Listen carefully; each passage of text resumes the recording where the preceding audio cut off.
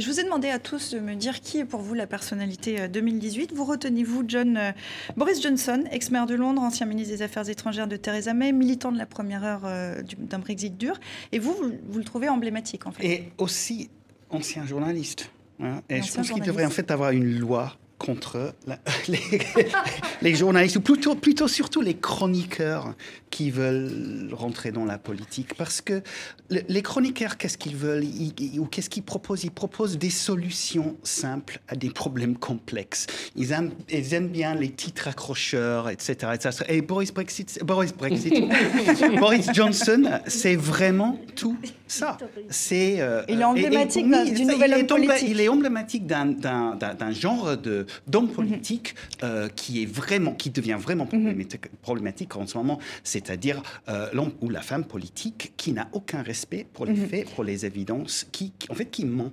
Mathieu, vous avez-vous choisi un polémiste bien connu en France pour les controverses qu'il suscite, Éric Zemmour. Pourquoi ce choix? Pour une raison toute simple, en fait, c'est qu'il est devenu, malgré lui, à bien des égards, le symbole de la possibilité ou non de débattre en démocratie. Il ne s'agit pas d'être d'accord ou non avec lui, mais je m'inquiète, quant à moi, de la disqualification morale des adversaires, de l'hystérisation autour d'un nom, le fait que Zemmour n'est plus un interlocuteur, mais un phénomène de société. C'est un phénomène d'inquiétude, le refus de discuter, le fait de le diaboliser, de le transformer en infréquentable. Et quant à moi, la démocratie consiste justement être capable de débattre entre gens qui sont en désaccord fondamentalement sans pour autant se transformer mutuellement en infréquentables. De ce point de vue, il est représentatif, je crois, de la transformation du débat politique français aujourd'hui. Et ça répond peut-être un peu à ce que vous disiez.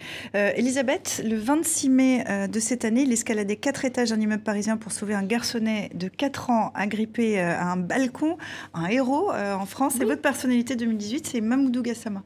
Oui, dans le monde en état de catastrophe. J'aurais choisi Khashoggi, mais oui, parce que j'ai trouvé que c'était l'acte héroïque pur, c'est-à-dire de quelqu'un qui ne sait même pas pourquoi il fait cet acte, mais qui le fait.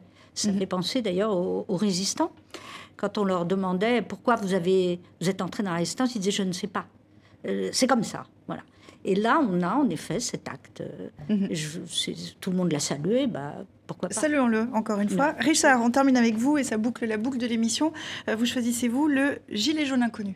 Oui, parce que si vous vous souvenez, lorsqu'il y a eu ce samedi terrible avec les violences sous l'Arc de Triomphe, la destruction d'une partie d'ailleurs des motifs de l'Arc de Triomphe, il y a un gilet jaune qui est intervenu pour sauver ou pour protéger un CRS qui était en train d'être agressé par des casseurs. Et je trouve que c'est une très belle image. Ce gilet jaune était en colère, il était à l'Arc de Triomphe, il voulait que sa colère soit entendue et en même temps, il n'a pas franchi le cap de la violence. Donc chapeau, c'est cette image qu'on doit reconnaître de la révolte actuelle. Vous voulez rebondir, Elisabeth, vraiment d'un mot? Je voulais rebondir.